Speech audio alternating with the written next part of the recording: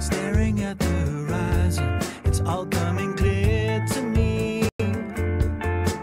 For they said that they never would, doubted they ever would be here to see. Flying around in the stratosphere, tied to my tin-studded Jeremy, 100,000 feet above everything I know.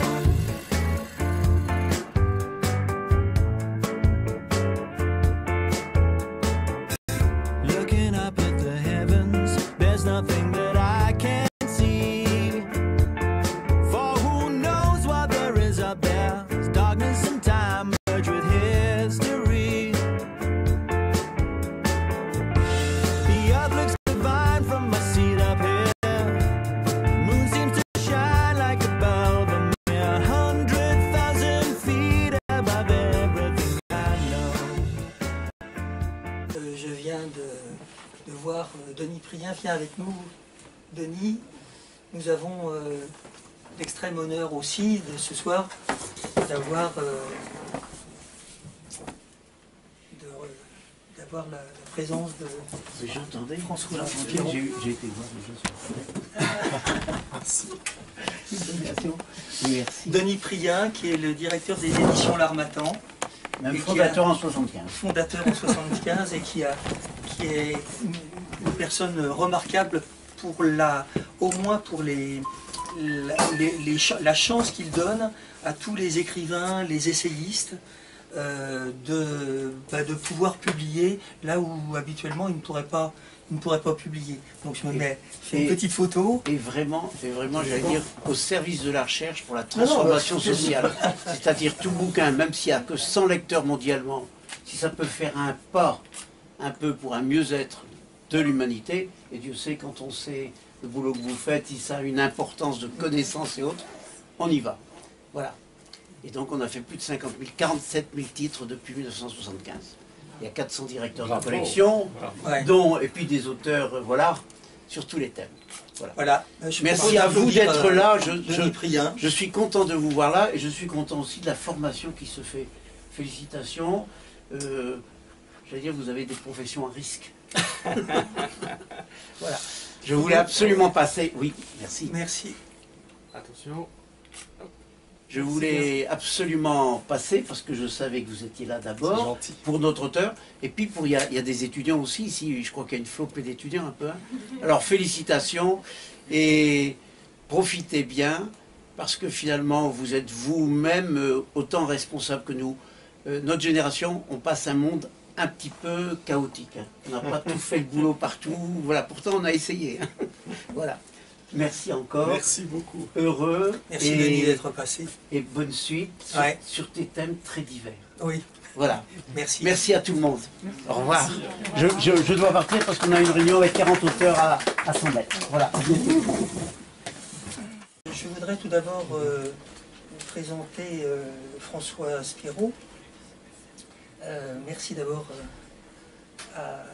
d'être venu parmi nous. Donc vous êtes responsable des vols habités du Centre national d'études spatiales. Vous êtes ce soir mon invité d'honneur. Merci beaucoup. Et vous êtes, je vous compléterai, hein, vous êtes diplômé de l'École centrale de Lyon. Et vous avez suivi un master aux États-Unis dans la prestigieuse université Cornell. Et vous avez obtenu ensuite un doctorat en études spatiales. Vous avez donné des cours à l'International Space University. Et après des recherches aux États-Unis, au Japon et au Canada, vous êtes consacré à des avant-projets lunaires et martiens. Je trouve tout à fait intéressant. Et vous pourrez donc, tout le monde pourra poser des questions sur ces projets martiens qui vraiment intéressent tout le monde entier. Donc merci à vous tous et à vous tous d'être là. J'ai dû faire une sélection sévère car la place manque, mais on va se serrer un peu, il fait chaud. Donc je voudrais remercier aussi Madame Agnès Buzyn, qui est ministre de la Santé et des Solidarités, pour ses encouragements et l'intérêt qu'elle a porté à mon livre dans une lettre datée du 12 octobre 2017, qui, dit-elle, ce livre qui étudie, selon votre méthode d'analyse existentielle, le profil psychologique et les motivations des conquérants de l'espace. Voilà, donc j'ai un petit document. Voilà.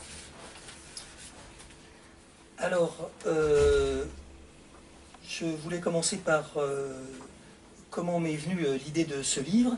Je vais vous donner quelques petites indications et ensuite, très vite, je donnerai la parole à François Spirot. Comment m'est venue l'idée de ce livre? C'est une question qui m'a été posée souvent. D'abord, pour des raisons personnelles, comme tous les enfants du monde, j'ai toujours été fasciné par l'univers, les étoiles, le ciel, je pense que vous aussi. Parce que c'est si riche en mythes, ça fait rêver un peu tout le monde. Et au collège et au lycée, j'ai découvert, comme tant d'autres, les mathématiques, la physique, et cela permet de comprendre le mouvement des planètes. J'avais d'ailleurs 11 ans quand Gagarine est parti dans l'espace, et ensuite Buzz Aldrin et Neil Armstrong. J'avais à peine 20 ans et c'était absolument mémorable. Ce que je peux dire aussi, c'est que parmi ces raisons personnelles qui me concernent, il y a aussi celle d'un petit garçon qui s'appelait James Irwin.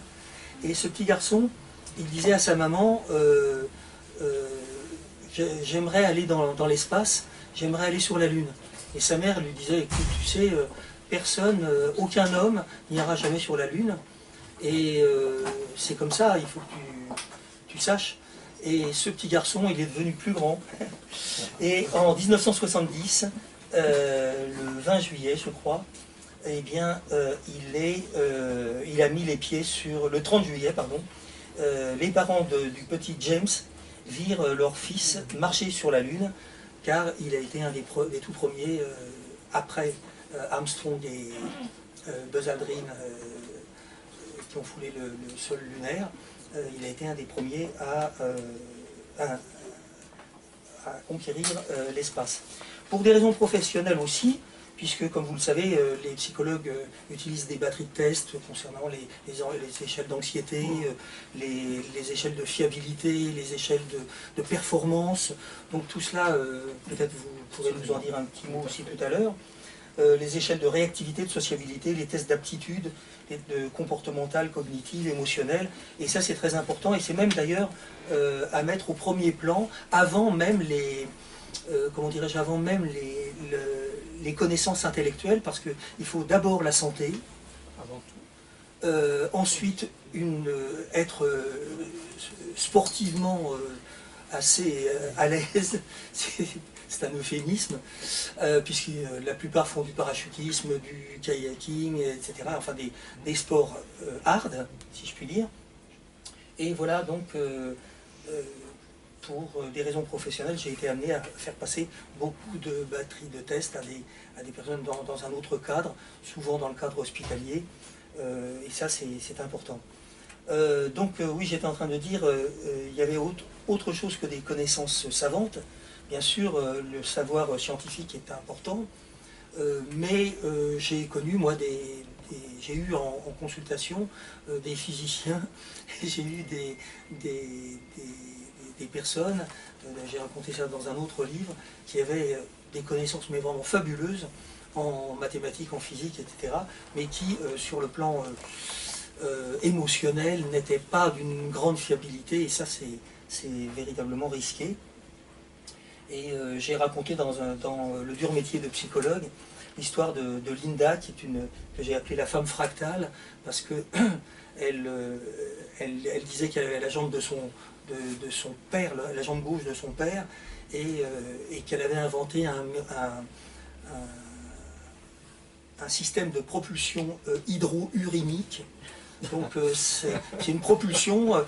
Alors elle disait d'ailleurs, il ne s'agit pas de pisser dans un réservoir, il s'agit simplement d'utiliser des cristaux d'urée, etc. Enfin, elle avait écrit des équations très compliquées, et puis je l'ai soignée, je l'ai guérie. Ça a duré longtemps, mais elle a réussi finalement à s'en sortir. et elle est maintenant prof de physique dans un lycée de la banlieue, mais bon, tout le monde ne devient pas nécessairement astronaute. Hubert Reeves écrit dans Les secrets de l'univers: les asiles psychiatriques sont les hauts lieux de la cosmologie. J'en ai la preuve par les épais manuscrits émaillés d'équations compliquées qui m'arrivent par courrier. Alors, moi je pense qu'il y en a beaucoup, oui, mais il y en a aussi pas mal qui peuvent tout à fait être intéressants sur Terre. Je pense à des grands comme Georg Cantor, qui est le père des mathématiques modernes et qui a été hospitalisé une quinzaine de fois à Leipzig, à l'hôpital psychiatrique pour schizophrénie. Donc, moi j'avais une question pour démarrer, à François Spéraud, j'avais une question pour démarrer les questions que vous allez pouvoir poser les uns et les autres, les unes et les autres.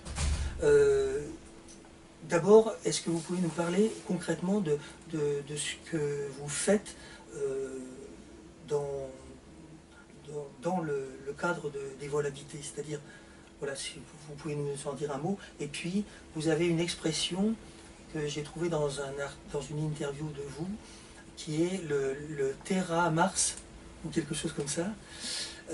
Donc, dites-moi, je suis assez intrigué, dites-moi en quoi cela consiste. Donc, mes deux questions. Je vous laisse la parole. Alors, d'abord, bonsoir tout le monde. Merci beaucoup, Claude, de m'avoir convié à votre soirée.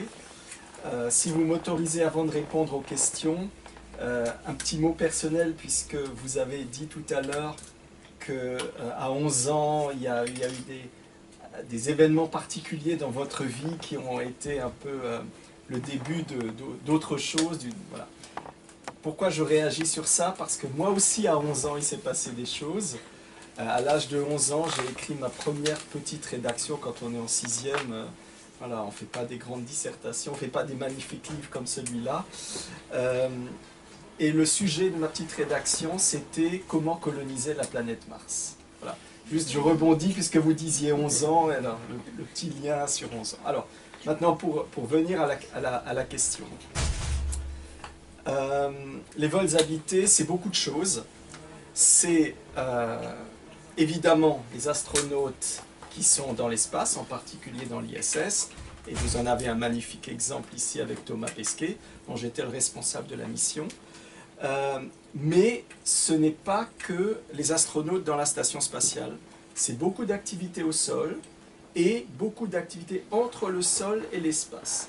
Alors sans faire tout un cours un peu long, il y a des activités au sol avec, par exemple, vous l'avez mentionné, la sélection et l'entraînement des astronautes, Thomas en particulier. C'est tout un processus avec des critères physiques, des critères d'éducation, sportifs, etc., etc. Vous avez ensuite, quand vous montez dans l'atmosphère, vous avez ce qu'on appelle les vols paraboliques. Je ne sais pas si l'un ou l'autre d'entre vous savent ce que c'est. Les vols paraboliques, c'est un avion, un Airbus en l'occurrence, en France et en Europe, qui décolle et qui fait une trajectoire particulière, une parabole. Et les lois de la physique montrent que quand on est au sommet de la parabole, on est en apesanteur. Et donc, on entraîne nos astronautes avec ces vols paraboliques. Et en particulier, Thomas a fait plein de vols paraboliques pour pouvoir s'entraîner. Ensuite, il y a l'ISS, je pense qu'on va y revenir peut-être dans les questions et réponses. Et puis, au-delà de la station spatiale, vous avez la Lune et Mars. Et pour aller sur votre deuxième question, donc il y a un terme qu'on emploie dans notre jargon, qui est le terme de terraformation de la planète Mars. Alors, ça veut dire quoi, la terraformation? Ça veut dire ce que ça veut dire. Terra, la Terre, formation, on déforme la planète Mars pour en faire une nouvelle Terre. Vous savez probablement qu'actuellement, la planète Mars n'est pas habitable en l'état. Elle est composée à 95% de gaz carbonique, irrespirable pour l'être humain. L'atmosphère est très fine, ce qui veut dire qu'on n'est pas protégé contre les radiations cosmiques ou solaires. Donc c'est comme si vous étiez non-stop sous une radio, dans votre centre de radio, imaginez-vous. Déjà, quand vous faites une radio de la main, bon, c'est quelques instants. Là, vous êtes pendant des mois, des années, vous êtes bombardé de rayons, c'est évidemment pas extra. Donc, tout ça pour vous dire, qu'actuellement la planète Mars n'est pas habitable en l'état, mais que avec la terraformation, c'est-à-dire on change la planète Mars, en changeant la planète Mars, on peut la rendre habitable. Et sans rentrer dans tous les détails techniques, sauf s'il y a des questions, grosso modo, il y a deux choses à faire pour rendre la planète Mars habitable. La première étape est de renforcer l'atmosphère, de densifier l'atmosphère, de la rendre plus épaisse. En la rendant plus épaisse, la température va augmenter. Il y aura une couche plus épaisse, donc on sera davantage protégé contre les radiations. Donc ça, c'est l'étape 1. Mais, dans cette étape 1, la composition ne change pas. Vous avez toujours du gaz carbonique, essentiellement. Donc ça n'est toujours pas respirable. Et donc l'étape 2, vous transformez le gaz carbonique en oxygène. Il y a plusieurs méthodes, vous en connaissez certainement. La photosynthèse, tout bêtement, un arbre qui absorbe le CO2 qui recrache de l'oxygène, et plein d'autres méthodes techniques, je ne vais pas vous saouler avec des détails. Voilà, mais juste pour vous dire qu'effectivement, dans les agences spatiales, au CNES par exemple, l'agence spatiale française, et dans d'autres agences spatiales, la NASA et beaucoup d'autres, on réfléchit, alors c'est du très très très long terme évidemment, mais on réfléchit à rendre habitable Mars. À plus court terme, l'idée c'est d'installer des bases humaines, d'abord sur la Lune, et puis un peu plus tard sur la planète Mars, et encore un peu plus tard sur certaines lunes de Jupiter et de Saturne. Excusez-moi, la réponse était un peu longue. Non, elle est éloquente. La question de l'augmentation de la température, ça peut se faire dans d'immenses lieux, j'imagine, parce que modifier l'atmosphère en général, c'est une galère. Oui. Alors effectivement, il y a deux options. Il y a l'option on change toute la planète. Mais alors là, les échelles de temps sont monumentales. On parle de siècles, pour ne pas dire de millénaires, avec la technologie actuelle. On n'est pas à l'abri de développement technologique, de ruptures technologiques qui font que dans 10 ans, dans 20 ans, dans 50 ans, on trouve je ne sais quel procédé chimique, thermique, etc., qui fasse que ça aille beaucoup plus vite. Et avec les technos actuels, c'est vrai que ça prend énormément de temps. Donc, vous avez raison. Dans un premier temps, on fera ça sous un dôme, typiquement, à une échelle réduite. Voilà. Et donc, sous ce dôme, eh bien, on pourra respirer, on pourra être comme sur Terre. La protection contre les radiations ionisantes, et contre les rayons, ce qui semble faire gravement problème, ce sont les radiations issues des vents solaires. Voilà, c'est la alors il y a exactement. Il y a deux types de radiations, pour faire simple. La radiation du Soleil, effectivement, et la radiation globale du cosmos. Les étoiles lointaines, des galaxies, le vide interstellaire, etc., etc. Effectivement, le grand risque, ce sont les éruptions solaires qui crachent des paquets de ions néfastes pour le corps humain. Et sur Terre, c'est comme sur la Lune ou sur Mars, on reçoit aussi plein pot ces éruptions et ces flux de radiation, sauf qu'on est protégé par la grosse couche d'atmosphère, et en particulier, vous le savez, par la couche d'ozone, qui n'existe pas ou en très très faible quantité sur Mars, et qui n'existe pas du tout, pour le coup, sur la Lune. La Lune n'a pas d'atmosphère, je vous rappelle. Conclusion, comment on fait? Là aussi, deux étapes, je dirais. Dans une première approche, ou 3 étapes, pardon. Dans une première approche, on va envoyer des vaisseaux terrestres depuis la Terre, qui eux-mêmes sont déjà blindés avec certains matériaux qui protègent contre les radiations, et c'est dans ces vaisseaux que les astronautes vont habiter, et ils seront protégés quand ils seront à l'intérieur des vaisseaux, mais dès qu'ils sortent des vaisseaux, évidemment, ils sont bombardés. Donc ça, c'est, je dirais, l'étape 1. Étape 2, et là en particulier au CNES, on y travaille, on a découvert dans les dernières années toute une série de grottes sur la Lune et sur Mars, et donc on reviendrait entre guillemets à l'âge des cavernes, les êtres humains iraient habiter dans les grottes. Et l'avantage des grottes, c'est que vous avez le régolithe, vous avez le minerai de la roche lunaire ou de la roche martienne qui vous protège contre les radiations. Donc voilà, l'idée dans un deuxième temps, c'est d'aller vivre dans les grottes. Ça fait un peu bizarre, hein, mais voilà, c'est quand même ça. Et puis bien sûr, dans un troisième temps, dans des dômes avec des matériaux spéciaux, on serait protégé complètement contre les radiations. La protection contre les radiations, elle se fait avec quoi comme matériaux? Il y a du béton, mais pour les... Alors sur la Lune et sur Mars, il n'y a pas de béton. Enfin, pas à la date d'aujourd'hui, ni pour les premiers explorateurs. On va prendre tout bêtement la roche lunaire ou la roche martienne, qui contiennent en leur sein plein de minéraux dont on sait qu'ils sont des protections contre les radiations. Ceci étant, si je puis me permettre, on parle des radiations, c'est un vrai problème, c'est un problème quand on est sur place, mais je dirais que c'est un problème encore plus grave sur le chemin vers Mars. Je rappelle qu'à la date d'aujourd'hui, avec les technologies d'aujourd'hui, il faut environ 8 mois de voyage entre la Terre et Mars. Et donc, pendant les 8 mois de voyage, vous êtes au-delà du champ magnétique terrestre, vous êtes au-delà de la protection de la Terre contre les radiations, et vous n'êtes pas encore sur Mars. Et donc, pendant tout le voyage, vous êtes bombardé.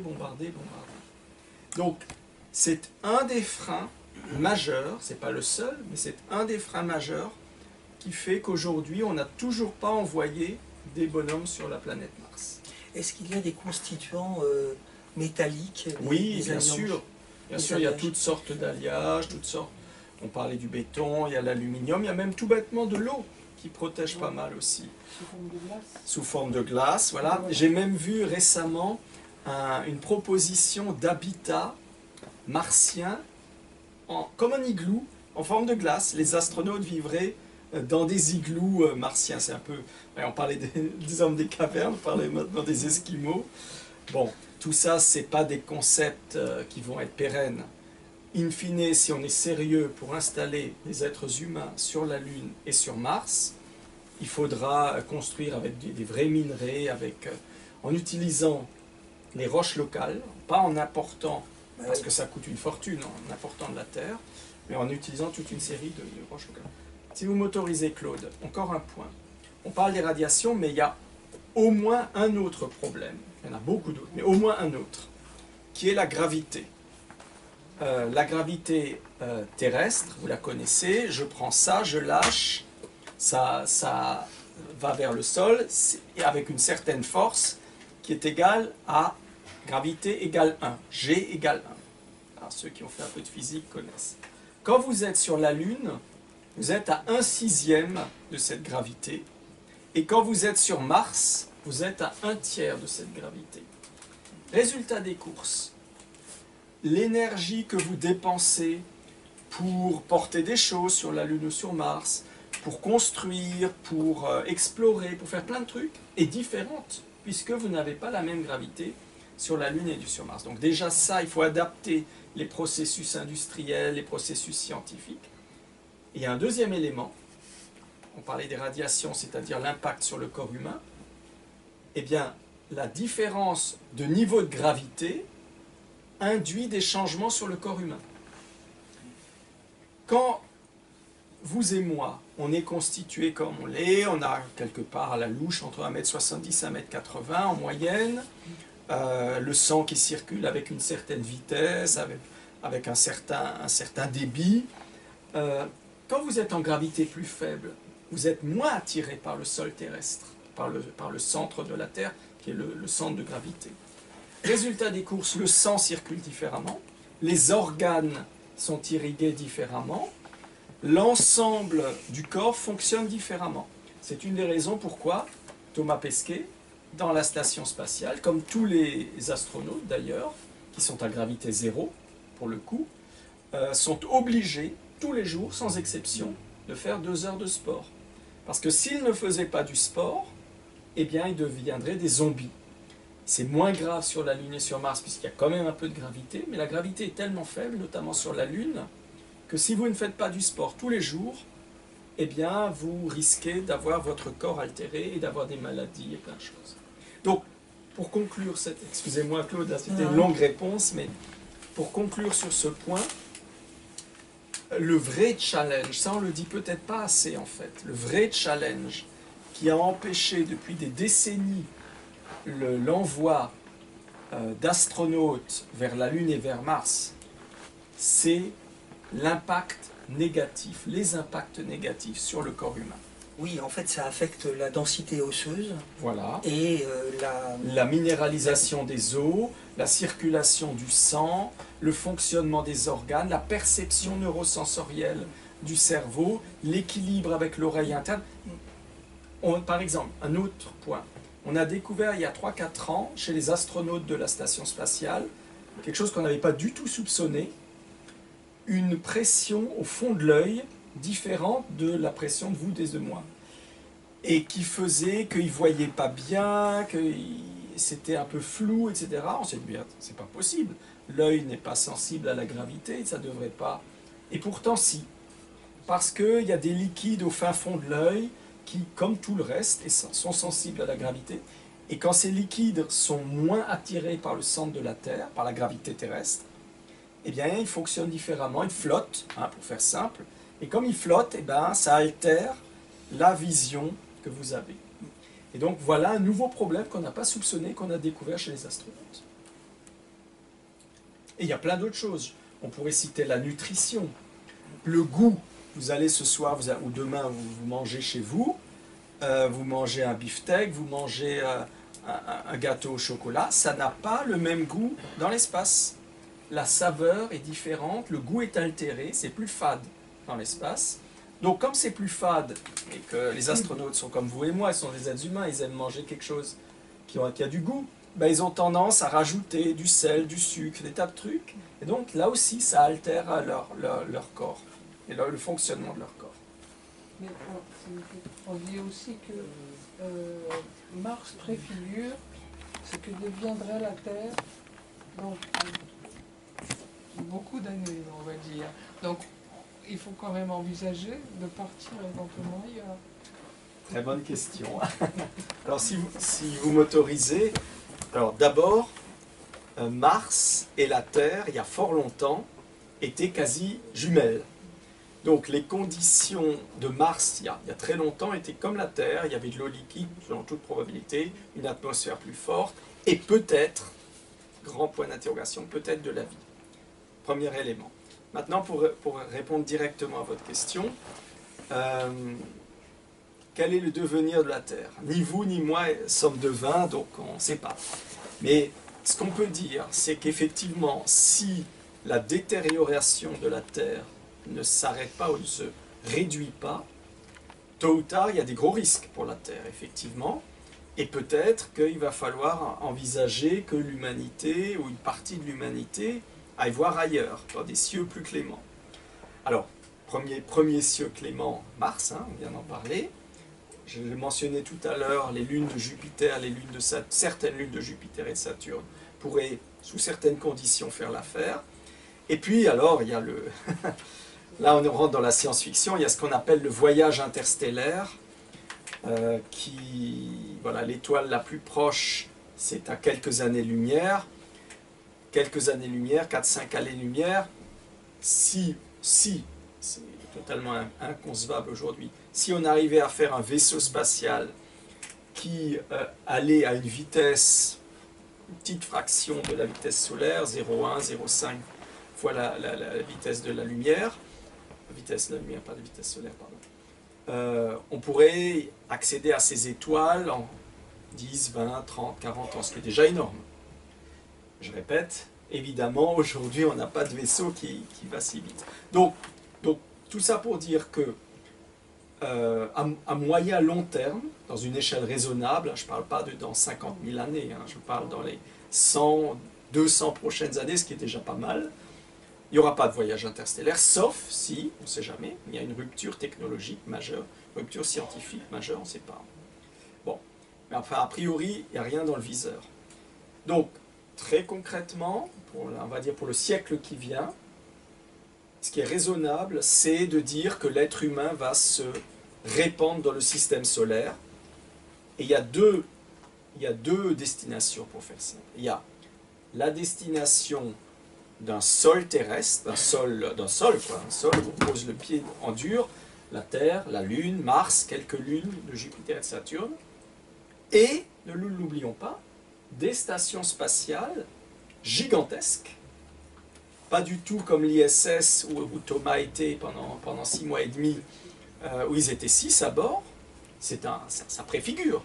Mais il y a dans les cartons, et là pour le coup c'est sérieux, il y a des stations spatiales en orbite autour de la Terre, en orbite autour de la Lune et en orbite autour de Mars, avec des centaines, des milliers, voire davantage de personnes. Donc ça aussi, c'est de l'ordre de l'envisageable pour le siècle qui vient. J'ai une autre question encore qui concerne la gravité justement. Est-ce qu'il y a un moyen dans l'espace de créer et dans les stations de créer une gravité par spin, par oui, rotation? Absolument. J'ai lu ça, mais je ne sais pas trop comment c'est réalisable. Alors, est-ce que vous pouvez absolument, tout à fait. Je ne sais pas si vous ou certaines personnes dans l'audience ont vu le film 2001, l'Odyssée de l'espace de Stanley Kubrick, qui est sorti il y a fort longtemps, une cinquantaine d'années de mémoire. Et donc, dans ce film, on voit un anneau, une station spatiale sous forme d'un anneau qui tourne sur elle-même. Et en fait, une station qui tourne sur elle-même, c'est ce qu'on appelle l'effet centrifuge, c'est ce qui permet là de créer une gravité artificielle. Nous avons fait des travaux, par exemple, moi l'année dernière, j'ai animé un groupe d'étudiants qui planchaient sur cette question. Nous avons fait des travaux pour imaginer une station de quelques centaines de personnes en orbite terrestre, et on s'est rendu compte que il faut que l'anneau tourne à une vitesse raisonnable. Imaginez pas, si vous êtes sur un tourniquet, vous devenez fou. Donc si, avec un anneau qui tourne à une vitesse raisonnable où on s'en rend à peine compte, il faudrait un rayon de l'anneau de l'ordre du kilomètre. Donc vous imaginez l'infrastructure que ça fait de créer une station spatiale dont le diamètre est à la louche 2 km. 2 km, je ne sais pas si vous visualisez ce que ça veut dire. Et avec donc un anneau qui fait la circonférence de ce diamètre de 2 km. Là-dedans, vous pouvez mettre des centaines, des milliers de personnes. Donc, et là, avec ça, vous avez une gravité à peu près la gravité de la Terre. Ah bon, on peut reconstituer la gravité terrestre, 9,8 exactement, mètres par seconde au carré, mais, je répète, au prix d'infrastructures dans l'espace monumentales, que à la date d'aujourd'hui, on ne sait pas créer. Ceci étant, c'est pas dur technologiquement, il suffit de sortir le porte-monnaie, de casser un peu de tôle, d'assembler tout ça en orbite, et on y est. Mais c'est des sommes folles. Sur le plan logistique, c'est faisable. C'est faisable. Moyennant beaucoup d'argent, qui n'existe pas aujourd'hui. Je ne sais pas s'il y a une toute dernière question. N'hésitez pas, profitez-en. Ou sinon, oui, monsieur. Moi, j'ai une question. C'est quoi la langue officielle dans l'espace? Parce que sur Terre, on va dire que c'est un peu l'anglais, quoi. Mais est-ce que dans l'espace, c'est le russe ou c'est aussi l'anglais, pareil? Alors, pour l'instant, il n'existe pas de contrée dans l'espace ou de pays dans l'espace. Et donc, qui dit pays dit une langue du pays. En fait, il existe 2 endroits où des êtres humains sont à titre permanent dans l'espace à la date d'aujourd'hui. Ces 2 endroits, le premier vous le connaissez évidemment, c'est l'ISS, là où Thomas était. Et dans la station, dans l'ISS, vous avez 2 langues officielles, l'anglais et le russe. Pourquoi l'anglais et le russe? L'anglais, évidemment, c'est un projet sous leadership NASA, et puis l'anglais est une langue universelle. Et le russe, parce que les Russes sont copropriétaires de l'ISS, et aujourd'hui, et depuis déjà pas mal d'années, les seules possibilités pour aller vers l'ISS et pour retourner sont par des moyens russes. Thomas Pesquet, je rappelle, est parti de Baïkonour, j'étais à son lancement, et 6 mois et demi plus tard, il est revenu également en territoire russe. près de Baïkonour. Donc, dans l'ISS, anglais et russe, 2 langues. Je rappelle, ou j'informe, pour ceux qui ne savent pas forcément, qu'il existe une deuxième infrastructure dans l'espace aujourd'hui, qui est la station spatiale chinoise. Vous avez peut-être entendu dans la presse ces dernières semaines, il y a un risque, attention, la station chinoise va s'écraser, etc. Alors, contrairement à l'ISS, la station chinoise, ou plus exactement les stations chinoises, parce qu'il y a plusieurs versions, là, la version 1, elle va effectivement s'écraser bientôt, dans quelques mois. Donc, les stations chinoises, contrairement à l'ISS, ne sont pas habitées en permanence, mais sont quand même habitées de temps en temps. Et donc, voilà, pour répondre à la question, c'est du chinois, évidemment, par définition. Alors, si je permets, je peux juste continuer la question que vous n'avez pas posée. Un beau jour, il y aura des villages et des colonies sur la Lune et sur Mars. Et donc, la question de la langue, évidemment, va se poser. Il existe tout un pan du spatial qu'on appelle le droit spatial, qui réfléchit à ce genre de choses. Et en particulier, vous avez un organe des Nations Unies qui traite précisément de ce genre de questions. Et ils sont en train de travailler là-dessus. Si vous m'autorisez, avant que je parte, peut-être Claude, un dernier mot. Voilà. Vous avez mis en couverture notre héros national, hein, Thomas Pesquet. Donc Thomas, moi je le connais depuis des lustres, hein, j'ai fait partie de ceux qui l'ont sélectionné. C'est un garçon remarquable, je ne veux pas vous vendre Thomas Pesquet, mais peut-être un ou deux mots sur Thomas, puisque vous, dans votre introduction, Claude, vous parliez des critères, de certains critères pour devenir astronaute. Moi, j'ai particulièrement suivi le recrutement et l'entraînement de Thomas. Donc d'abord, évidemment, il faut avoir des bons diplômes, hein, minimum bac plus 5, de préférence dans des matières scientifiques. Il faut savoir parler des langues, hein. On parlait de l'anglais, du russe. Thomas, il savait un tout petit peu de russe au moment de la sélection. Maintenant, il parle couramment le russe. Et pour la petite histoire, il apprend le chinois. Parce qu'on envisage peut-être qu'il aille à la station chinoise un jour. Bien sûr, il faut être, comme vous l'avez dit, en pleine forme. Et donc, on ne fait pas simplement une petite prise de sang et souffler dans un ballon, voir si ça va. On fait des tas de tests approfondis. Et puis, j'ajoute un élément que les gens ne savent pas forcément. Il y a plein de critères dans une sélection, je ne veux pas vous saouler avec la longue liste de critères, mais il y en a un que je crois qui est intéressant, et je crois que si j'ai bonne mémoire, vous travaillez dans le domaine psychologique.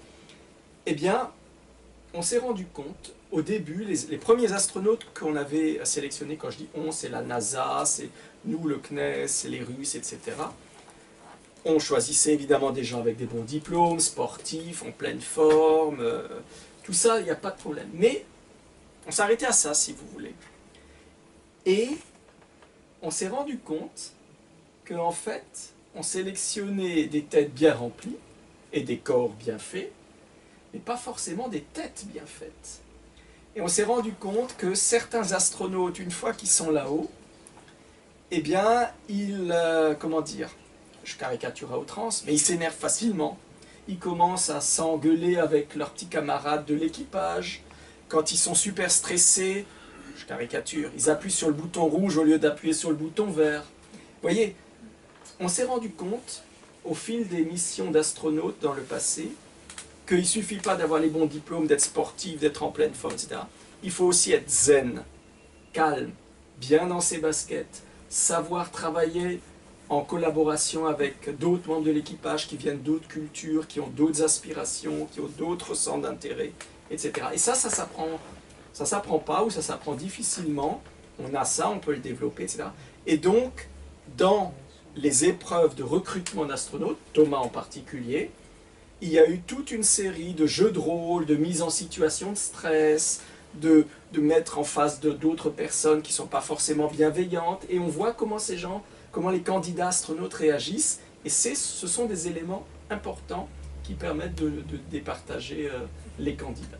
Donc voilà, je voulais, parce que vous êtes dans le domaine de la psychologie, et voilà, on parlait de la psychologie, c'est important. Lorsqu'il est venu au salon de l'aéronautique, Thomas Pesquet a dit une chose qui m'a frappé de ce point de vue-là.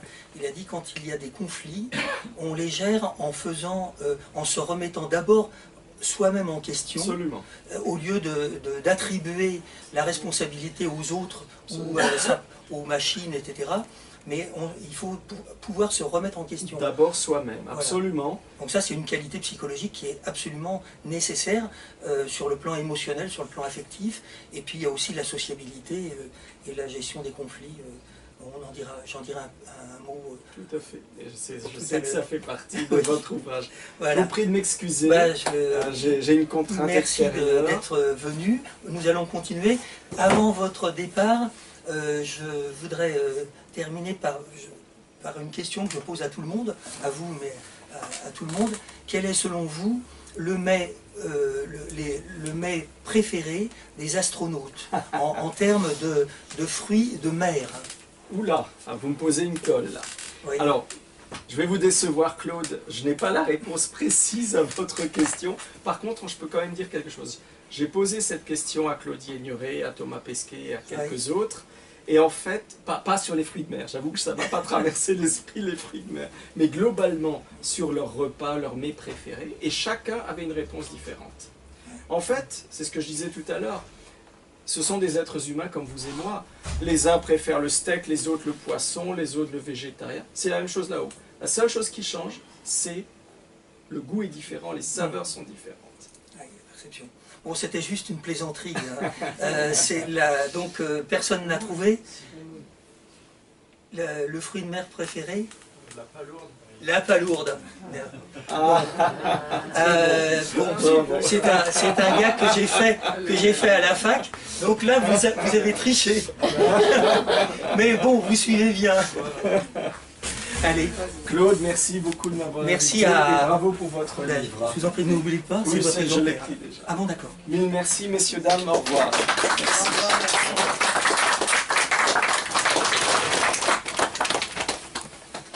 Alors, je reprends.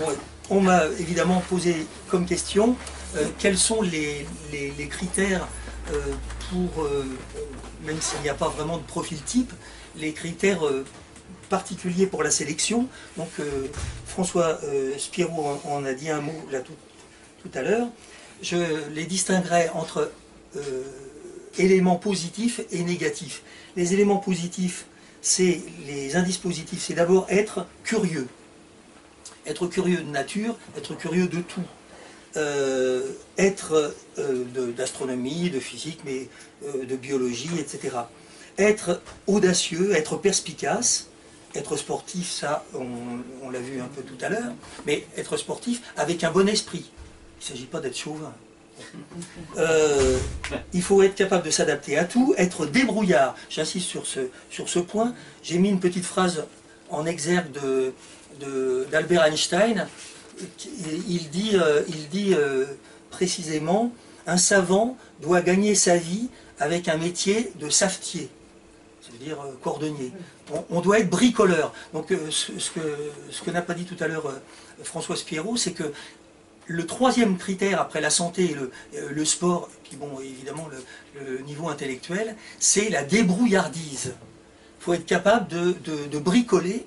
Et effectivement, Thomas Pesquet, quand il est arrivé sur l'ISS en novembre de l'année dernière, 2016, à peu près à cette même période d'ailleurs, ça fait juste un an, eh bien, il a été obligé de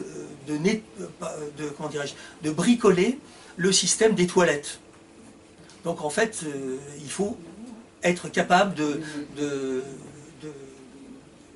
manier le tournevis, etc., en situation d'impesanteur.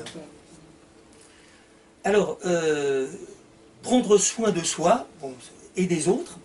Donc la sociabilité, c'est un élément très important pour la gestion des conflits. Je l'ai dit tout à l'heure, être capable de se mettre en question et avoir ce que Buzz Aldrin appelle une right mental attitude, une attitude claire par rapport aux autres. Les indices négatifs, eh bien, quand on sélectionne, c'est des personnes négligentes. Je dis ça parce que, effectivement, certains le savent peut-être, j'ai été amené dans les années 85 à 90, à travailler pour la télévision et à faire 5 minutes d'antenne chaque semaine pour donner des conseils. Et nous avions, entre autres, visité le Palais de la Découverte avec des lycéens, des mères de famille. Et c'était donc c'était en plus en direct. Et je donnais déjà des conseils.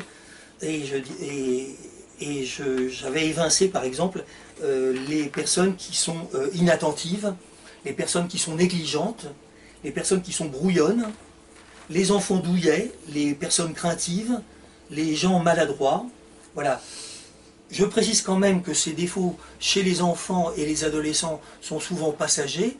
Cela étant dit, s'ils persistent, c'est rédhibitoire pour partir dans l'espace ou même pour travailler de façon efficace. Donc l'inattention, la maladresse, le mensonge, la désinvolture, chez les enfants, la mythomanie, l'irritabilité, la dépendance affective, que ce soit d'ailleurs au tabac, à l'alcool, aux drogues. Hein. Il faut être dépendant de rien. Vous savez, il ne l'a pas dit tout à l'heure, François, mais il faut pas boire d'alcool dans l'espace. Vous en avez peut-être même si vous avez été dans les 4000 ou 5000 mètres, impossible de boire de l'alcool, et même parfois quand en avion, ça pose des problèmes. Ça c'est pour la dépendance. Les problèmes liés à l'image du corps. Je parlais tout à l'heure de la jeune fille qui pensait avoir la jambe gauche de son père. Les traumas physiques ou psychiques et une intolérance aux frustrations. Donc on fait passer en particulier le test de Rosenzweig, qui est un test qui permet d'apprécier la réactivité ou les réactions d'une personne aux frustrations. Alors je me souviens que dans la salle astronomie du Palais de la Découverte, dans le cadre d'Antenne 2, puisque je travaillais pour eux à ce moment-là, une mère m'avait dit, vous comprenez, ma fille lit vraiment tout et n'importe quoi, elle passe son temps aussi sous l'eau, et puis il y avait une autre mère qui se plaignait que son fils était un vrai casse-cou et prenait des risques jugés dangereux. Voilà, et une autre encore disait, ma fille est timide, elle s'enferme dans sa chambre, déteste qu'on la prenne en photo, qu'on la filme, etc. J'ai répondu que lire de tout est un avantage, c'est plutôt un signe d'intérêt et de curiosité. Que passer du temps à se prendre pour un poisson, ça permet aussi de devenir un excellent nageur, et il faut, vous savez qu'ils s'entraînent tous quasiment en piscine, dans le cadre de piscines particulières à Houston, des piscines qui reproduisent l'ISS et d'autres vaisseaux spatiaux. Et je précise aussi que Claudie Aigneret, dans un livre remarquable qui s'appelle « Une Française dans l'espace », puisqu'elle a été la toute première Française à partir dans l'espace, je l'ai vue il y a 3 semaines, Madame Aigneret, eh bien, elle dit dans son livre de mémoire qu'elle a été une enfant discrète, timide et réservée, et elle écrit « J'étais anxieuse, introvertie, et je manquais de confiance en moi. Elle n'a eu, dit-elle, qu'une mention bien au bac, et elle détestait être prise en photo. » Bon. C'est intéressant de savoir qu'elle est devenue quand même l'héroïne de la France, et que malgré tout, enfin, tous ces handicaps apparents, elle a réussi à les surmonter, et je pense qu'on peut dire que l'être humain est un système adaptatif et un système conservatif. Un petit mot de ce qu'on appelle le système adaptatif et conservatif. Alors c'est un système prodigieux. Le savoir est essentiel et il se transmet. Alors voilà, vous savez, comme autrefois les hommes avaient peur du tonnerre, des éclairs, etc., et ils attribuaient ces phénomènes à des dieux. Nous savons maintenant que ce ne sont pas des dieux, et c'est vrai que cette adaptation, elle est transmise de génération en génération. C'est ça le couple système adaptatif, système conservatif.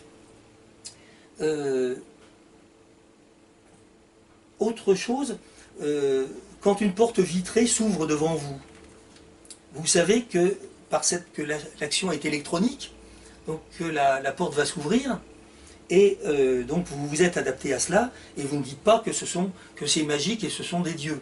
Bon. Cela étant dit, si on prend par exemple Archimède ou même Aristote, on peut, par imagination, on peut tout à fait penser que il pourrait dire la porte s'ouvre parce que il y a une action magique ou un dieu qui est derrière. Voilà, donc ça c'était les explications qui étaient données. Mais attention aux problèmes que peuvent créer les systèmes adaptatifs et conservatifs. Car si le système se bloque et que la porte vitrée ne s'ouvre pas, paf, vous entrez dans la vitre. Donc, Thomas Pesquet nous a dit, quand il est revenu le 2 juin, enfin peu de temps après le 2 juin, quand il est revenu, j'explique ça dans le livre, il avait tellement l'habitude de l'impesanteur, on dit l'impesanteur et pas l'apesanteur, il avait tellement cette habitude qu'il laissait les objets tomber, en particulier son portable, qui est tombé par terre et qui s'est cassé, parce que, bon, on part, et puis quand on revient, il faut se réadapter quand même. Il faut se réadapter à ce à quoi on était adapté. Et donc, il y a eu des phénomènes assez bizarres comme cela, en particulier l'équilibre, il faut retrouver l'équilibre, et l'équilibre ne s'était pas gagné, puisque Thomas Pesquet m'a raconté qu'il était obligé de prendre, quand il est revenu, de prendre ses douches un peu comme un handicapé, assis sur un tabouret. Donc il prenait sa douche et il était assis pour ne pas tomber. Voilà. Donc, eu égard à des phénomènes comme l'équilibre, qui se trouve dans le lobe de l'oreille, tous ces éléments-là permettent de nous rendre sensibles que les systèmes adaptatifs sont aussi essentiels que les systèmes conservatifs pour la survie de l'homme. Donc l'homme apprend à parler, à marcher, à nager, à voler, à respirer, et dans l'espace, il va lui falloir tout réapprendre en apesanteur. Voilà, donc ça a été dit tout à l'heure, il a fallu faire beaucoup d'exercices, il faut faire au minimum 2 heures par jour. Alors, un mot des personnes qui m'ont énormément aidé. J'ai rapporté ces éléments-là dans le livre aussi. J'ai eu la chance de rencontrer de rencontrer John McBride, qui a été un des tout premiers astronautes américains à partir aussi dans l'espace. Winston Scott, un homme remarquable, un grand black qui faisait, comme moi, du karaté Shotokan. Donc on avait au moins ça de commun. Mais il avait beaucoup d'avantages. Lui, il est parti dans l'espace l'équivalent de 102 jours pour créer les assemblages de l'ISS. Donc c'était avant, c'était dans les années 92. Ensuite, j'ai eu la chance de rencontrer une femme. Il n'y en a pas beaucoup. Sur les 500 astronautes, il y a à peu près 50 ou 60 femmes. Donc Claudie Aigneret et quelques autres. Mais voilà, donc c'est quelque chose qui s'ouvre au champ des femmes. Wendy Lawrence, donc. J'ai eu aussi la chance de rencontrer Yuri Uzachev, avec qui j'ai dîné et qui a cumulé, lui, des missions sur Soyouz, puis sur la station Mir et sur l'ISS. J'ai posé toutes sortes de questions, évidemment, sur l'alimentation, le sommeil. Et là, apparemment, il y a des informations qui sont différentes. Par exemple, j'ai dit à Yuri Uzachev, les Américains, eux, me disent qu'ils prennent à 75%, sur l'ISS, ils prennent des somnifères pour se caler avec les horaires de la Terre. Bon, ils prennent un peu d'anxiolytiques aussi de temps en temps, mais surtout des somnifères pour arriver à se caler. C'est beaucoup, 75%. Bon. Et Uzachev me dit, nous, les Russes, on prend rien du tout. Les Russes, eux, dorment moins. Et il m'a expliqué, Ouziatchev, qu'en fait il dormait moins parce que le corps se dépense moins, il y a moins même s'il y a 2 heures de sport, il n'y a pas l'équivalent de l'effort que le corps entier fournit. Donc il y a besoin de moins de sommeil. Et il dormait entre 4 et 5 heures, ce qui est le nombre d'heures normal. Donc en fait, c'est pas aberrant, c'est pas la peine de dormir 7 ou 8 heures. Mais bon, par exemple, Jean-Loup Chrétien, dans Sonate au clair de terre, écrit qu'il a réussi à dormir 7 ou 8 heures d'affilée et il n'en croyait pas, il croyait pas y parvenir. J'ai rencontré aussi plus récemment Jean-François Clairvoy, qui m'a là aussi rapporté toutes sortes d'éléments. Il est peut-être moins médiatique que Thomas Pesquet, mais c'est quelqu'un de tout à fait remarquable qui m'a apporté beaucoup de choses. Voilà, donc j'ai vu des Russes, rencontré des Russes, des Français, des Américains, et j'espère peut-être rencontrer un jour des Chinois et des Japonais. Bon, peut-être encore 5 minutes pour vous rapporter des éléments liés aux dépenses qui sont faites. On dit, ça et là, on dépense des milliards et des milliards pour notamment l'ISS, et ça pose question, y compris au sein de la communauté scientifique. Donc je voudrais évoquer quelques retombées médicales et technologiques de la recherche spatiale, parce que les bénéfices en fait sont énormes et nombreux, mais ils ne sont pas tellement connus. Alors, il faut savoir qu'en 30 ans, l'ISS a coûté plus de 100 milliards d'euros. C'est une somme quand même. Mais les investissements sont à la mesure des espoirs et des réalisations que suscite l'exploration et l'innovation spatiale. Alors, prenez la météo. Bon, là, je vais aller assez vite, tout le monde le sait. Les observations dans l'espace permettent des prévisions relativement fiables, surtout dans l'anticipation des cyclones, des typhons, des ouragans, parce qu'on les voit bien se déplacer. On voit ça y compris sur Terre. On voit ces éléments-là. Et ça permet d'apprécier ou d'anticiper les phénomènes d'orage, de sécheresse et de canicule.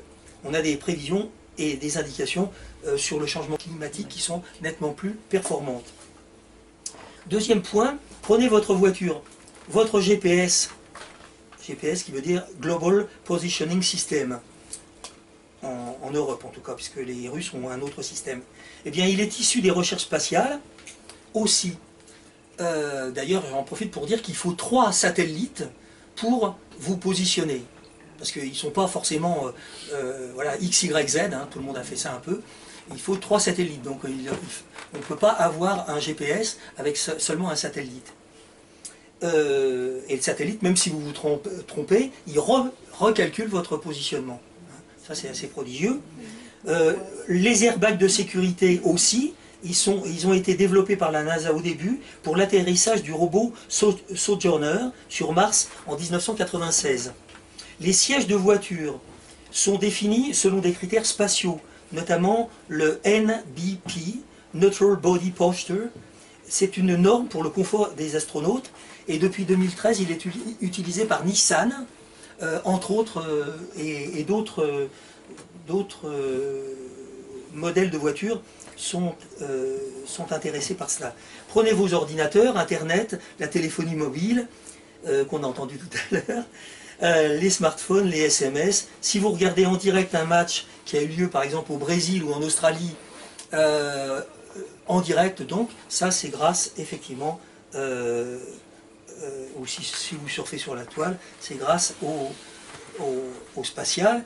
Les couvertures isolantes à reflets dorés qu'utilisent les pompiers, les pilotes de Formule 1, les employés des centrales nucléaires, c'était à l'origine utilisé pour maintenir un satellite à température constante. Voilà, donc ça c'est une application possible. Autre chose, on fabrique en apesanteur des alliages légers, on en a un tout petit peu parlé tout à l'heure, en titane aluminium, qui sont utilisés pour les aubes de réacteurs d'avion. Et d'autres sont utilisés pour les canaux de sauvetage insubmersibles, qui à l'origine étaient utilisés pour récupérer les astronautes quand ils tombaient dans l'océan. L'électronique et les langages de programmation des ordinateurs sont issus des tout premiers vols habités dès 1960.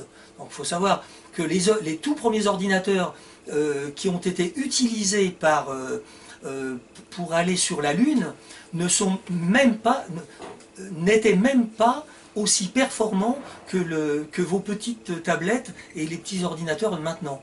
Donc c'était vraiment archaïque. Et il y a effectivement ce que disait M. Spiro tout à l'heure, il y a un développement de la technologie qui est prodigieux. Également, dans les avions A320, F8 et d'autres, on utilise des commandes de pilotage qu'on appelle fly-by-wire, installées au départ dans les systèmes embarqués de fusée. Les photos que vous prenez avec votre portable résultent d'un système qui transforme les ondes électromagnétiques en valeurs numériques. Donc en fait, ils sont issus de systèmes systèmes. Il y a des systèmes de capteurs qu'on appelle CCD, Charge Coupled Device, développés en astronomie. Les fournisseurs de certains services téléphoniques, en particulier AT&T aux États-Unis, utilisent un logiciel qui a été développé au départ par National Optical Astronomy Observatory. Et les systèmes de données cumulés correspondant à 5 pétaoctets qui allègent nos hôpitaux, les entreprises et les organisations, peuvent bénéficier de cette technologie qui correspond à, d'après les chiffres que j'ai eus, à 100 millions de placards avec 4 tiroirs. Donc là, on arrive avec la nanotechnologie à obtenir des choses tout à fait intéressantes. Et ce langage informatique qui s'appelait FORT a été développé par le télescope Kitt Peak, puis commercialisé par IBM. Et c'est ce système-là qui est utilisé pour quand vous envoyez un colis, pour savoir où est localisé le colis, en fait. Et pour finir, les freins de TGV, qui sont en composite carbone-carbone, sont initialement issus des tuyères de propulseurs d'appoint des fusées. Certains composites des satellites servent maintenant à la fabrication des fauteuils roulants ultra légers pour les personnes handicapées. J'ai pas tout à fait fini. Les petits pots lyophilisés pour bébés sont à l'origine conçus pour les programmes spatiaux et aussi les couches culottes. Parce que au départ, bon, j'ai raconté quelques histoires absolument bizarres au départ, qui sont à la limite de la scatologie, parce que effectivement ils étaient obligés surtout que certains attendaient jusqu'à 6 heures avant de partir. Quand il y avait de l'orage, etc., les Américains m'ont expliqué ça, quand il y avait de l'orage, ils pouvaient rester 6 heures à attendre. Bon, donc là, quand ils avaient besoin des besoins pressants, que les Américains appellent, ils ont un terme amusant, le premier besoin et le deuxième besoin. Voilà, donc les applications médicales, elles sont nombreuses. Contre le diabète, la pompe à insuline a été inventée par le laboratoire du vaisseau spatial Viking en 1986. Les machines à dialyse sont issues du système de recyclage des fluides des missions Apollo. Elles filtrent les éléments toxiques de l'urine, là en cas d'insuffisance rénale.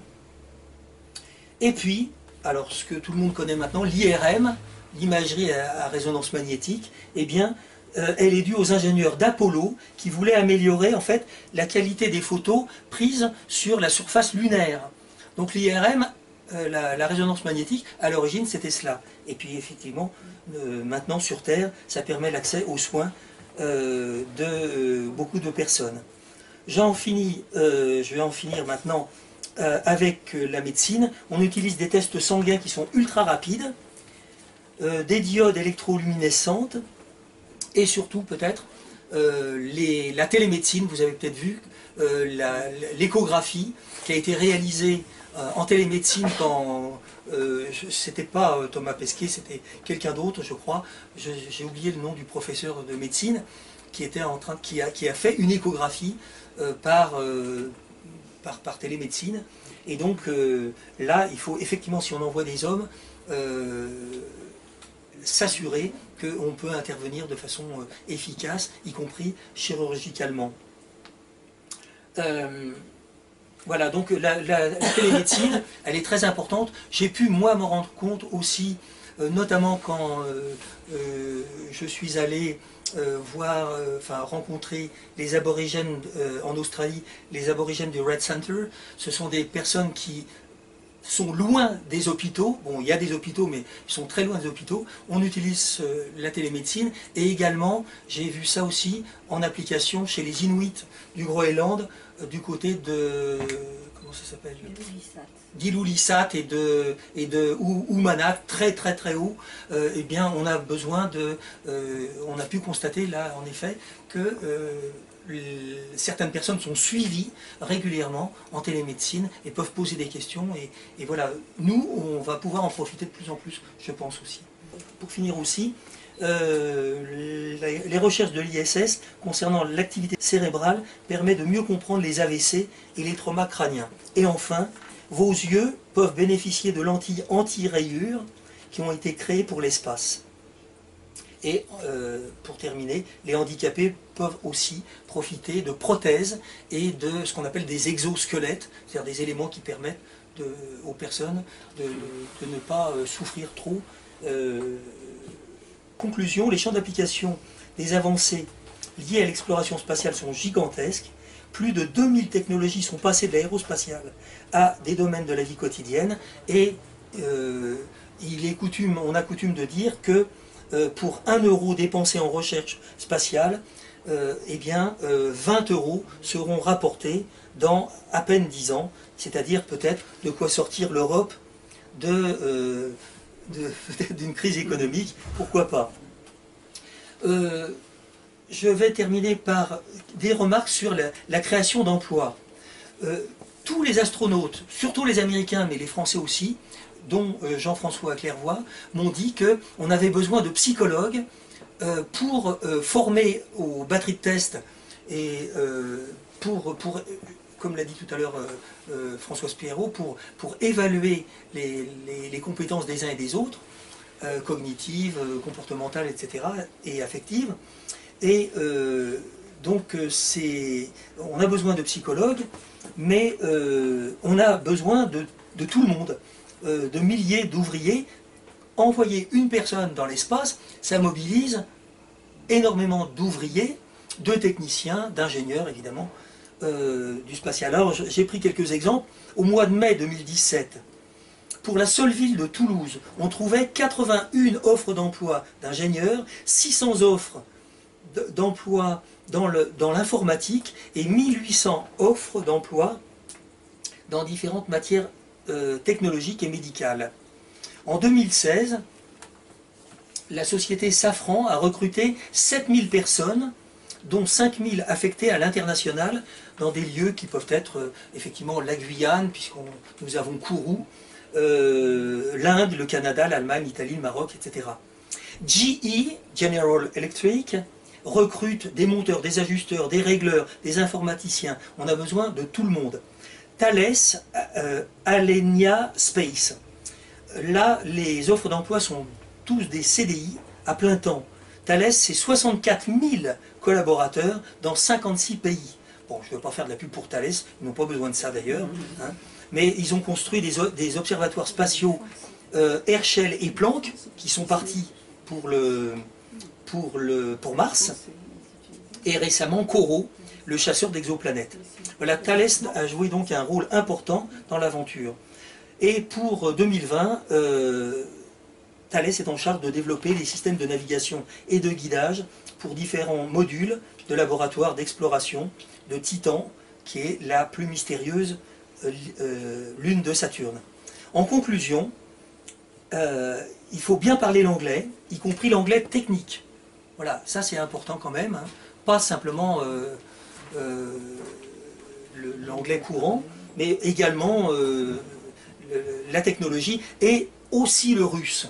Et il l'a dit tout à l'heure, François, il faut véritablement parler le russe, y compris technique, parce que quand on part avec un Soyouz, tous les éléments ne sont pas du tout sous-titrés, sont pas du tout traduits, et donc il faut lire, le langage technologique et technique est relativement facile, y compris en russe. Hein.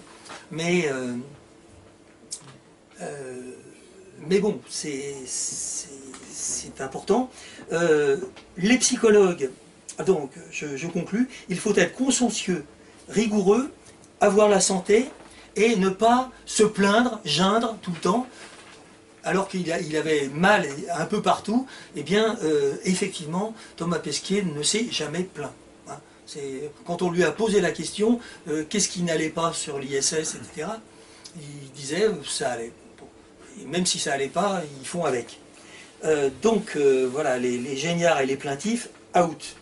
Avoir une curiosité personnelle et une capacité d'analyse et de synthèse, avoir une aptitude à résoudre les problèmes, pas en créer. Hein.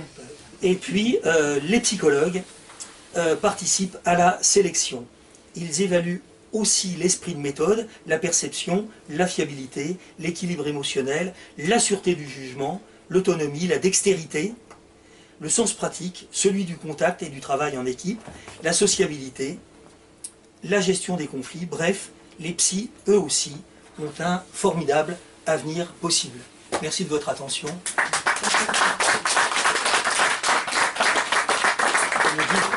Spasiba большое. Merci beaucoup, en russe. Des questions? Allez-y. Vous avez parlé de la nourriture, même de la couche, tout ça. Il y a une chose qu'on s'est dit, vous n'avez pas parlé de la sexualité de ces gens-là. On dirait qu'ils ont autre chose dans ces critères-là. Est-ce qu'il y a un choix par rapport à ça aussi? Alors, parce qu'on n'a pas abordé cette question. Alors, la question de la sexualité, je l'ai abordée dans le livre. La question de la sexualité ne se posait pas dans les toutes premières expéditions, puisque elles étaient courtes et les personnes, voilà. Maintenant, effectivement, les questions se rapportant à la sexualité vont se poser, surtout comme l'a dit, quand on va partir 8 mois aller et 8 mois retour plus. Les questions vont se poser. Alors, les questions se rapportant à la sexualité ne sont pas spécialement tabous. Les Russes, comme les Américains, disent simplement ce n'est pas une priorité. C'est-à-dire que tout le monde est dans une situation de confinement, tout le monde supporte tant bien que mal les frustrations, mais c'est pas pire que de partir, par exemple, d'être soldat. Et de ne pas voir sa bien-aimée pendant 6 mois. Voilà. Donc voilà, ils répondent, ce soit les Russes ou les Américains, ou les Français, c'est pas... That's not the point. C'est pas essentiel. C'est pas privilégié. Maintenant, ce qui pourrait être privilégié, c'est la procréation. Là, oui. Et effectivement, avec Valentina Tereshkova, il y a eu toute une histoire, un pataquès à l'époque, parce que les Russes voulaient faire le premier bébé dans l'espace. Alors, ils lui ont flanqué 2 mecs, elle est partie avec 2 mecs, et ça a jasé, il y a eu pas mal de gossip à propos de ces éléments. Et elle était furieuse à chaque fois qu'on lui disait, mais avec qui vous avez couché, avec lequel, etc. Je crois qu'il y avait Popovitch, enfin bon. Et elle était mariée à l'époque, il n'était pas content son mari, il était furibond. Et non, mais qu'est-ce que vous racontez là? Vous laissez ma femme tranquille. Donc voilà, la sexualité va se poser, c'est certain. Alors il y a plusieurs options. Les Américains, comme d'ailleurs je pense les Russes, j'en ai parlé avec M. Ouzachev, ils pensent qu'il vaut mieux faire partir des couples. Alors, des couples, vous trouverez ça dans mon livre, sont déjà partis. Il y en a même qui sont mariés après. Et il y en a même qui sont mariés dans l'espace. Mais bon, ça c'est l'aspect un peu juridique. Enfin, mais sur le plan affectif, bon, tout le monde a dans l'ISS un lieu pour communiquer avec sa bien-aimée, ou avec son bien-aimé, si on pense à Peggy Whitson. Et de ce point de vue-là, Thomas Pesquet nous a dit au mois de juin qu'il était très désireux de partir sur Mars, mais que sa compagne l'était beaucoup moins. Voilà. Alors évidemment, parce que là, François Aspirou vous l'a dit tout à l'heure, il se prépare à partir, il apprend le chinois pour cela. Mais bon, c'est pas gagné. Hein. Sur le plan, bon, il faut supporter des frustrations, et les frustrations se rapportant à la sexualité font partie, ça fait partie des frustrations diverses. Voilà pour les questions se rapportant à cela.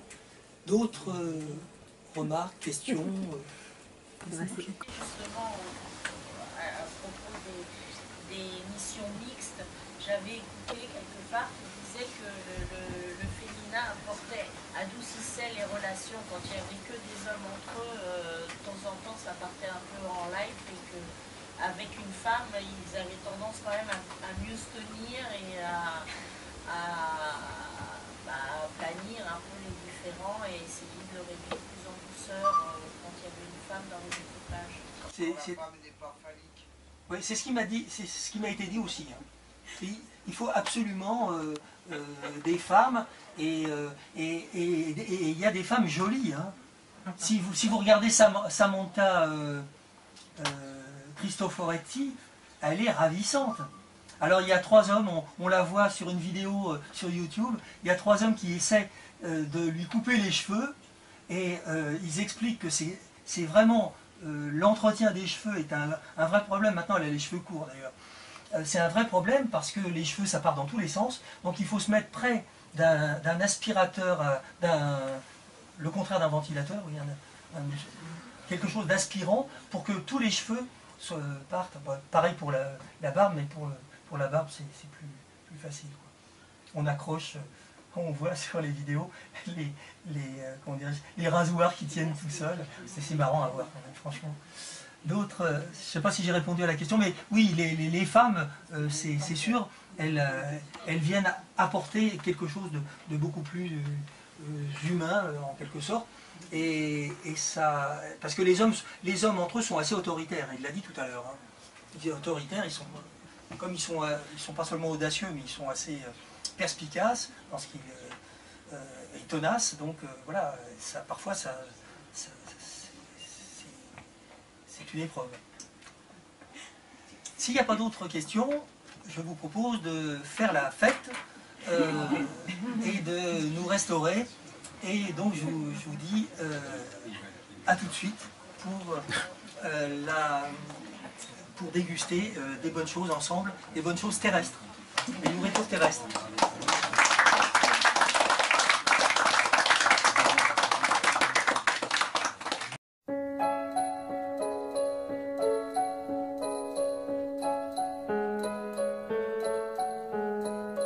Tonto el que no entienda, cuenta una leyenda que una hembra gitana conjuró a la luna hasta el amanecer.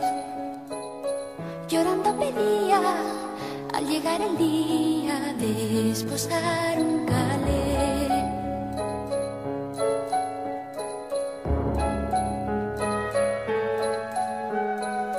Tendrás a tu hombre piel morena, desde el cielo habló la luna llena, pero a cambio quiero el hijo primero que le engendres a él. Que quien su hijo inmola para no estar sola, poco le iba a querer. Luna quiere ser madre y no encuentras querer que te haga mujer. Dime, luna de plata, ¿qué pretendes hacer con un niño?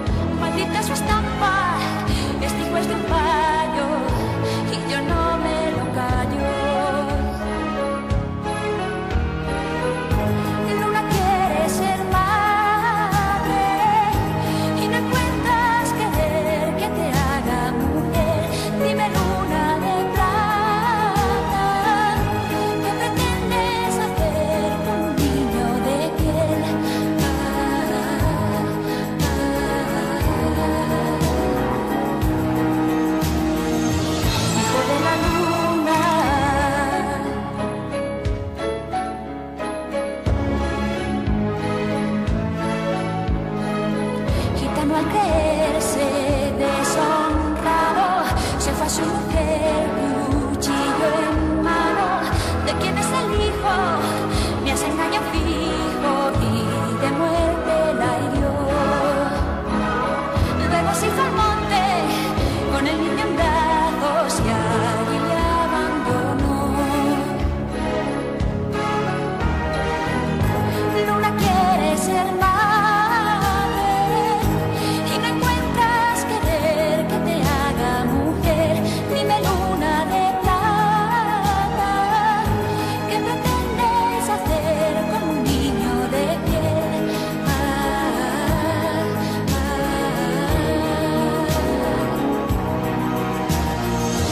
Hijo de la luna.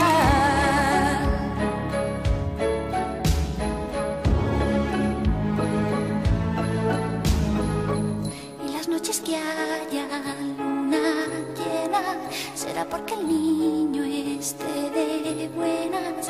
Y si el niño llora, me guardará la luna para hacerle una cuna.